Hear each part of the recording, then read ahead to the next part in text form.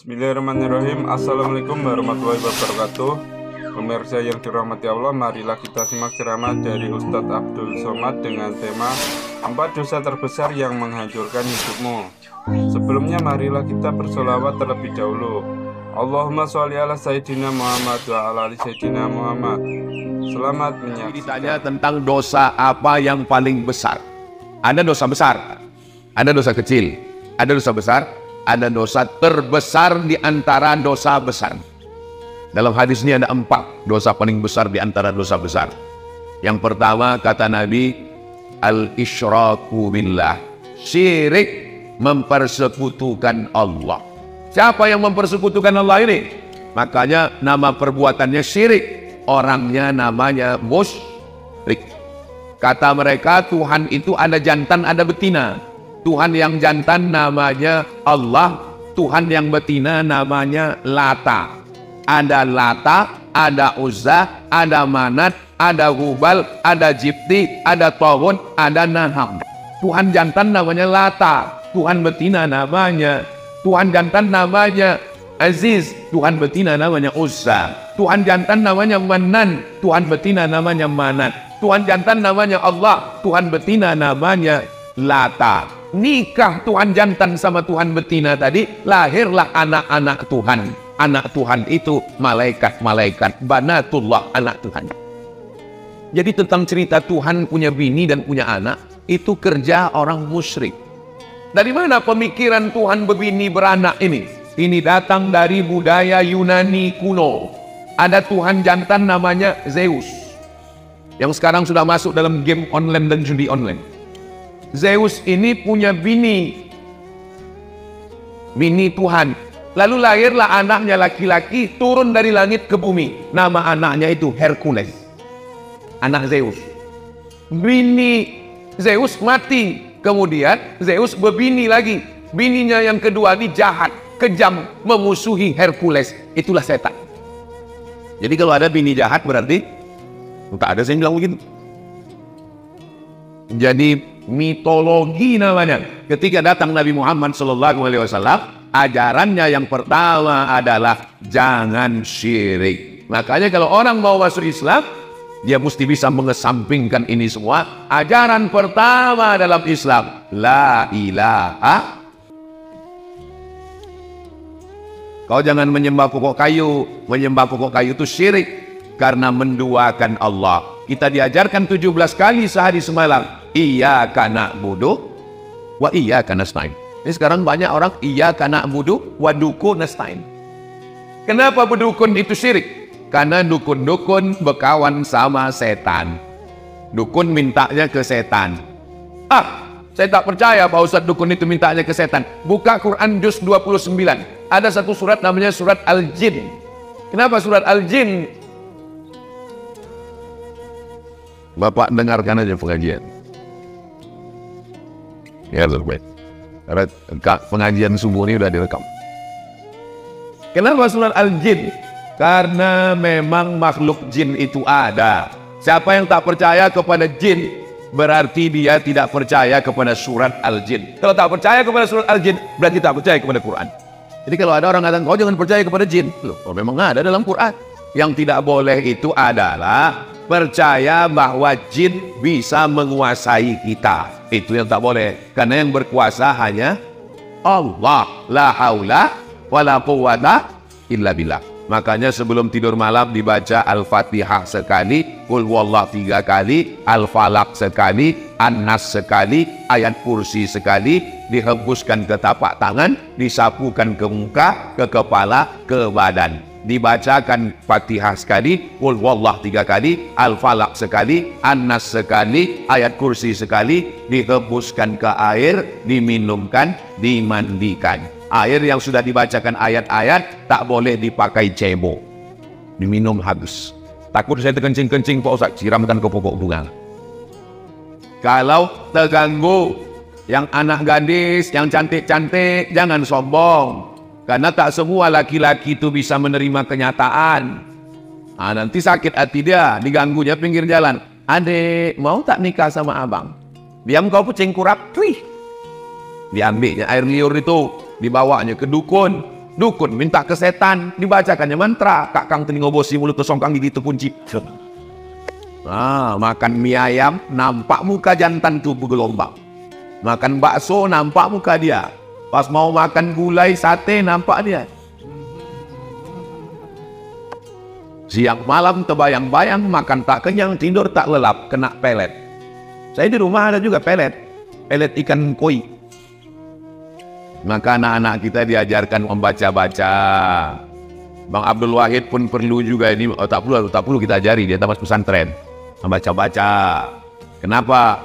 Tidak semua orang niat baik, dukun, santet, jin, setan, segala macam. Saya jadi Dewan Juri Musabaqah Tilawatil Quran Kabupaten Indragiri Hulu di Pematang Rembang. Pagi-pagi pergi saya mau sarapan. Pas mau sarapan dipanggil orang. Ustaz Somad, Ustaz Somad. Ada apa? Saya bilang, tolong Pak Ustadz, ini diganggu jin. Rupanya ada anak gadis perempuan, matanya wow. Orang itu rupanya udah membacakan ayat kursi. Jinnya tak keluar. Suruh orang itu saya membaca. Tak mungkin saya nolak. Masa LCMA nolak? Gengsi lah. Sebetulnya saya tak pernah meruqyah, tapi karena di ruqyah. Orang tuh kenapa jinnya tak keluar? Dibacanya pelan. Allahu la ilaha illa huwal hayyul qayyum. Mana mau dia keluar? Pas disuruh saya membaca, saya bacakan. Karena perempuan tak boleh kita pegang kepalanya. Nah, kalau ada nanti orang ruqyah bilang, ini mesti dipegang. Ini jinnya kuat ini, itu hantu dia tuh. Saya baca ke telinga sebelah kanan dari jarak jauh. Allahu la ilaha illa. Sadar dia. Entah jin itu takut, entah terlalu kuat, Allahu a'lam. Sehat dia. Alhamdulillah. Sejak itu takut saya. Sejak itu kalau ada orang kerasukan diganggu jin, saya kasih nomor kawan saya. Hubungi nomor ini. Satu hari salah nomor, rupanya nomor BNN. Badan Narkotika Nasional. Bapak Ibu yang dimuliakan. Tapi tidak semua orang itu karena gangguan jin. Ini kadang banyak jamaah ini mengadu ke saya. Ustaz Somad tolong bacakan air Pak Ustaz. Laki saya ini malas sembahyang. Ustaz Somad tolong bacakan air Ustaz. Laki saya ini selingkuh. Lama-lama saya mikir, kenapa semua salah jin? Pas kita bacakan ayat kursi diminumnya, tak ada reaksi.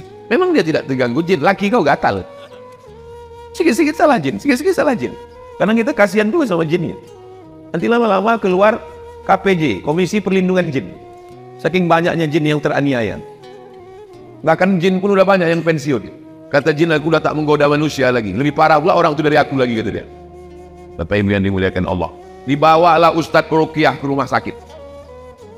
Sampai di rumah sakit, dibaca Ustadz nilai ayat kursi. Allahu la ilaha illa huwal hayyul qayyum. Diludahinya Ustadz.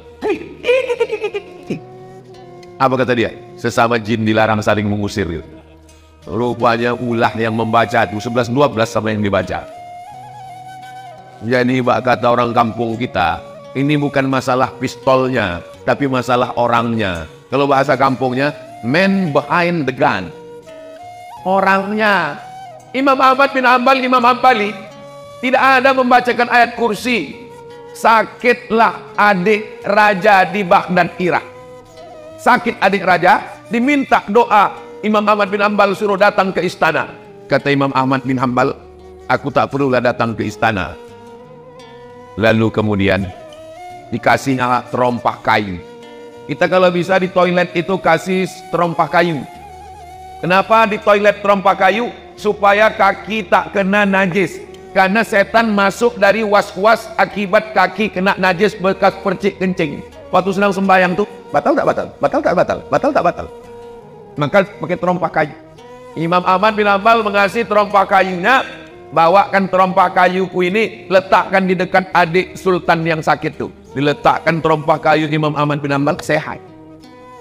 Tak perlu baca-bacakan ayat. Terompah kayu letakkan sehat. Hari berganti, musim berubah, pekan berubah, bulan berubah tahun, tiba-tiba kuman adik raja itu balik. Rupanya hari dia kuman itu, Imam Ahmad bin Hanbal meninggal dunia. Dibawakan orang tuh terompah kayu. Ini terompah kayu. Kata jin tuh, aku bukan takut sama terompah kayunya, tapi aku takut sama yang punya terompah kayu. Dan yang punya terompah kayu sudah mati. Jadi rupanya kalau kuat iman kita, belum lagi kita bacakan ayat itu, setan lu sudah lagi ligah pugang, lintang pukang larga. Kalau menengok dari jamaah subuh Masjid Syuhada ini nampaknya orang-orang yang ditakuti setan semuanya. Tapi nggak tahu juga lah ya. Mudah-mudahan kita selamat dari syirik, insya Allah. Amin. Jangan katakan orang kafir musyrik Makkah itu tidak beribadah. Orang Makkah musyrik Abu Jahal, Abu Lahab itu rajin beribadah. Waktu Nabi membersihkan Masjidil Haram, berapa jumlah Tuhan? 360 Tuhan. Dalam bentuk patung berhala, perak, emas, perunggu, besi, kayu. Bahkan ada patung Tuhan itu yang terbuat dari tepung gandum. Tepung gandum dicampur minyak samin, minyak sapi, diadon, dibuat gambar Tuhan besar, disembah mereka. Pas perutnya lapar, dicuilnya Tuhan tuh. Mohon maaf Tuhan, lapar kali perutku kemana? Itu maka mereka disebut dengan jahil. Kenapa jahil? Karena tidak mengenal Tuhan. Maka dalam tauhid dikenal awwaluddin ma'rifatullah. Perkara pertama dalam Islam adalah mengenal Allah. Wujud tidak baqa mukhalafatu lil awadisi qiyamuhu binafsihi wa'daniyah qudrat iradat. Tapi dakwah pengajian ke kampung-kampung tak sampai. Jangan ke kampung, ke Palas aja tak sampai. Mohon maaf Ustadz Somad, tolonglah kirim Ustadz-Ustadz ke Palas nih Pak Ustadz. Tak sampai Ustadz Ikmi, Ustadz MDI dari Pekanbaru Pak Ustadz. Gas motor tuh cuma sampai di jembatan Leton. Asal sampai Leton mati mesin. Itulah maka Ustadz Al-Nok Dinar membuka pesantren di Palas. Alhamdulillah anak-anak tahfiz Quran itu yang jadi imam. Saya tak sanggup berdakwah masuk kampung ke kampung. Yang kami masuk cuma Bagan Benio, Talang Mama, Talang Perigi, Talang Jerinjing. Itu yang kami cuma sanggup masuk. Yang bisa mengirim dai-dai ke pedalaman Riau ini adalah gubernur. Kalau terpilihlah gubernur yang peduli pesantren, tamat pesantren, peduli dakwah, dikirimnya lah dai-dai ke pedalaman insya Allah. Mudah-mudahan terpilihlah orang yang peduli kepada dakwah insya Allah. Amin. Tapi kami bingung Pak Ustadz, banyak kali balego-balego sekarang. Kalau tuan sholat Jumat jangan lupa bawa kain. Kalau udah ada yang ada gambar Ustadz Somad, jangan lagi ke yang lain. Jelas. Kalau tuan pergi ke Palas, jangan lupa membawa kawan. Kalau ada yang bilang tak jelas, memang dia belum sarapan. Yang kedua, apa itu dosa besar? Uququl walidain, durhaka kepada orang tua. Tahu Bapak Maradona? Maradona ditanya, siapalah orang yang paling kau idolakan Maradona? Kata Maradona, ayahku melepuh keringatnya mencari makan untuk aku. Lalu kemudian dia balik ke rumah. Ayah Maradona itu kuli. Balik dia ke rumah. Dia bilang, kami tanya, ayah dari mana? Aku dari jalan-jalan tadi, kata dia. Karena dia ingin menyenangkan hati kami. Dibelikannya aku bola. Dialah yang pertama kali membelikan aku bola, menyuruh aku ke lapangan bola. Tak layak aku membanggakan orang lain, sementara ayahku yang sudah berpeluh keringat darah air mata membelikan bola untuk aku. Jadi Maradona itu mungkin akidahnya tak sama dengan kita, tapi pasal kepada orang tua, dia termasuk orang yang berbakti kepada orang tua. Saya tidak mengajak Bapak Ibu suka sama Maradona, tak sukanya tak apa-apa. Kita bebas, kita demokrasi kok. Tapi jangan caci maki, sumpah serapah, ejek mengejek, bully membuli. Begitu juga dalam hal masalah pilkada ini. Jangan, beda biasa. Tapi jangan caci maki, sumpah serapah. Kalaupun ngejek, hati-hati juga. Ini survei kan udah 35%. Susah mengejarnya. Kalaupun ngejek, ya sekedarnya aja lah. Susah nanti memperbaiki hubungan kita. Saudaraku yang dimuliakan Allah Subhanahu wa Ta'ala. Jadi, masalah orang tua, mudah-mudahan anak-anak kita ini semua anak-anak yang berbakti kepada orang tua, insya Allah. Amin. Yang ketiga, yang dosa terbesar itu adalah qatlun nafsi, membunuh. Membunuh, benci, sakit hati sama orang, sewa preman, tabrak, mati, kecelakaan, padahal membunuh. Sakit hati sama orang, pergi ke dukun, santet, dibunuh pakai jin. Jin bisa membunuh. Sahabat Nabi ada yang meninggal dibunuh jin. Namanya Sa'ad bin Ubadah. Dibunuh jin di dalam toilet. Memang udah sampai ajalnya, mati syahid. Kita sebelum masuk ke toilet, Allahumma inni a'udzubika minal khubusi wal khaba'is. Begitu kita bacakan Allahumma inni a'udzubika, maka langsung badan kita itu dipasang Allah penutup sehingga jin setan yang ada di toilet itu tak bisa menengok kita. Saya pergi ke stasiun kereta api Pring Sewu. Bahasa Jawa Sewu itu artinya apa? Simu. Sewu, simu. Pring Sewu, stasiun kereta api 1000 kamar yang ada di Semarang.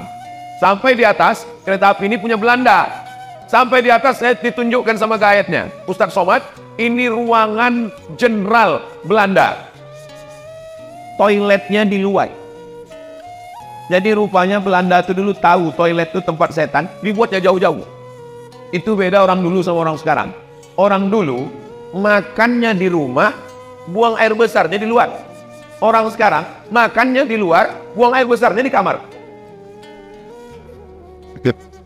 Ustaz Somad ini ngomong gitu macam toilet dia tidak di rumah aja. Toilet saya di rumah, tapi ada dindingnya, ada pintunya. Ditutup, mau tidur malam ditutup. Baca doa, mau masuk ke dalam, Allahumma inni a'udzubika minal khubuthi wal khaba'is, dipasang Allah semacam protek pelindung, ketutup badan kita ini semua. Jadi orang yang tak baca doa Allahumma inni a'udzubika minal khubuthi wal khaba'is, masuk ke toilet, ditengok jin, ditengok hantu, ditengok setan. Syukur-syukur setan itu kalau cuma nengok, kalau dia streaming, hidup aja kamera, ditonton semua sama kawan-kawannya. Masa setan itu canggih juga punya handphone macam kita, Pak Ustaz? Baca buku Isa Daud dari Mesir, judulnya Al-Hiwar Ma'ajinnil Muslim. Teknologi jin lebih canggih daripada teknologi zaman kita sekarang. Mana buktinya? Jin Ifrit. Jin Ifrit sanggup memindahkan kursi Balqis dari Yaman ke Palestina sebelum Nabi Sulaiman berdiri. Kata Nabi Sulaiman, ayyukum ya'tini bi'arsyiha qabla an ya'tuni. Siapa yang sanggup membawa kursi Balqis dari Yaman ke Palestina 3000 km sebelum Ratu Bilqis sampai? Apa kata jin Ifrit? Ana atika bi qabla an taquma min maqamih. Aku bisa memindahkan kursi Balqis dari Yaman ke Palestina sebelum kau tegak dari tempat duduk. Tegak dari tempat duduk itu berapa detik? 5 detik kalau tak kena osteoporosis. Cobalah tegak. 1, 2, 3, 4, 5. Pindah kursi Balqis. Ada sekarang orang yang bisa memindahkan ini 5 detik ke Palestina? Tak ada. Kalau ada, kita minta jasa dia memindahkan supaya Benyamin Netanyahu itu pindah ke Damai Langgeng. Sampai sini baru kita gulai dia. Asam podeng. Uququl walidain, durhaka pada orang tua yang keempat. Pertama, syirik. Kedua, durhaka orang tua. Yang ketiga, membunuh. Yang keempat, syahadatuz zur, kesaksian palsu. Jangan bersaksi palsu. Saya nggak pernah bersaksi palsu, Pak Ustaz. Orang kalau sudah disebut saksi palsu, bayangan dia di pengadilan, ditanya hakim, apakah saudara melihat peristiwa ini? Saya melihat, Pak Hakim. Padahal dia tak menengok. Jangan lupa, kita bersaksi palsu ini bukan di pengadilan. Bersaksi palsu di mana? Di masjid. Di masjid kita bersaksi palsu. Berdirilah keluarga ahli waris. Apakah jenazah ini baik? Baik. Kau sudah memberikan kesaksian palsu. Bukan kau kenal siapa dia. Koruptornya dia. Tak makan haramnya dia. Saya kalau ditanya jamaah, dan saya belum pernah seumur-umur menjebak jamaah. Saya kalau ditanya orang, apakah jenazah ini baik? Aku tak tahu. Mana kita tahu? Tapi kalau orang itu baik, memang saya bersaksi. Beberapa jenazah saya tulis di Instagram, aku bersaksi orang ini baik. Kita bersaksi. Ada hadisnya tentang bersaksi jenazah ini, ada hadis sahihnya. Lewat jenazah. Waktu lewat jenazah, orang memuji, dia orang baik, dia orang baik, dia orang baik. Apa kata Nabi? Antum syuhada'ullahu 'alal ar, kalian saksi-saksi Allah di atas muka bumi, wajib dia masuk surga. Tapi saksinya tidak direkayasa.